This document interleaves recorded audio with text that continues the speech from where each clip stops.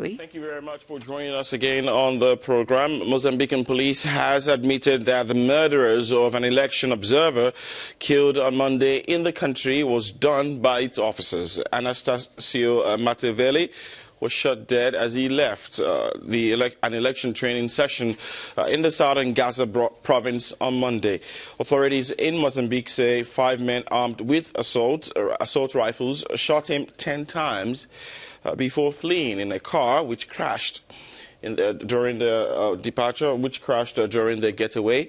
The reason for his killing remains unknown. Human Rights Watch had earlier warned that the escalating violence in Mozambique cast a dark shadow on the country's elections, which is now 5 days away. 4 candidates are in the race for the presidency. Competition is mainly, however, though, between incumbent President Felipe Nyusi, who's contesting for a second term in office, and against Renamo's Osufo Momadi. Ruth.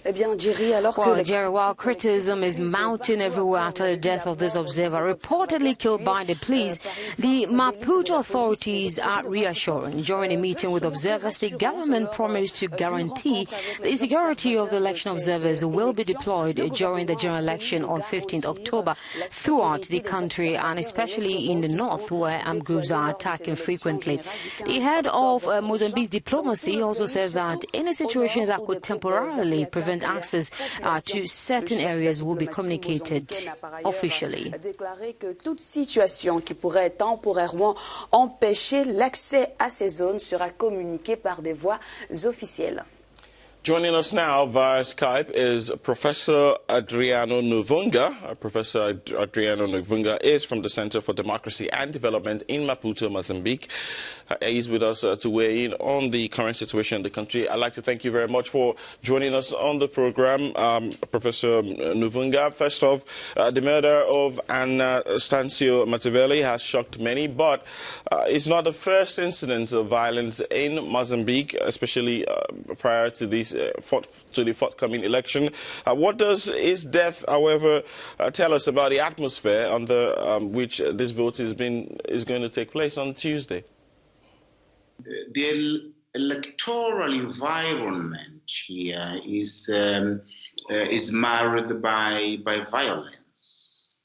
On the one hand, we have the more general political violence which has been taking place prior the electoral period, and now the election violence with aspects of the use of the state machinery to violate human rights, including killing of key civil society activists, particularly those who are involved in the elections.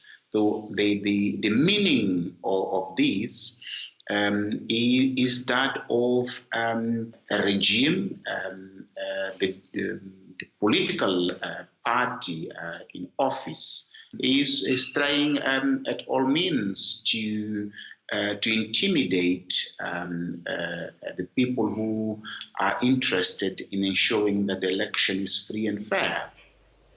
Professeur Nuvunga, il y avait, on va dire, beaucoup d'espoir en cette élection qui Prof, we know that hopes are high that this election will help consolidate peace and increase democratic gains, especially after the peace deal.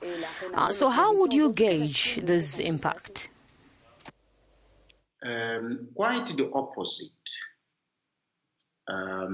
We are highly disappointed to realize that although a third peace agreement was signed in 6 August, violence has not stopped. As I'm speaking, there is a military junta in the central part of the country that was supposed to have surrendered the use of guns since there was the signing of the peace deal, but that has not yet happened as people are being killed in connection to that. We see clear signs of democratic deterioration with key indicators of authoritarianism taking place. So it's quite unfortunate that at the sixth election, we are not moving towards democratic consolidation, but quite the opposite. We are moving in the direction of democratic decay with the violation of human rights. Mozambique is a resource-rich country, and investors are waiting on the outcome of this exercise of the elections. And even as the government seems to be getting everything in place for a credible poll, there is also a splinter group of Renamo party supporters that is opposed to the election. Could you tell us how high are the stakes here? I think the stakes are so high. On the one hand, we have a dominant party, Frelimo, which it sees its meta-narrative, post-liberation meta-narrative, not appealing to voters. As you know, the voter registration was rigged in key parties, including of the country, including particularly Gaza, where this election observer was murdered. So it clearly suggests that we might have everything in place to have a good election, but also not to have a good election, depending on how the electoral authorities will manage this election. And of course, there is a huge expectation from the business communities, particularly around the oil and gas, to see how the election will be free and fair, because it is that secures the stability which is much needed for the business to boom.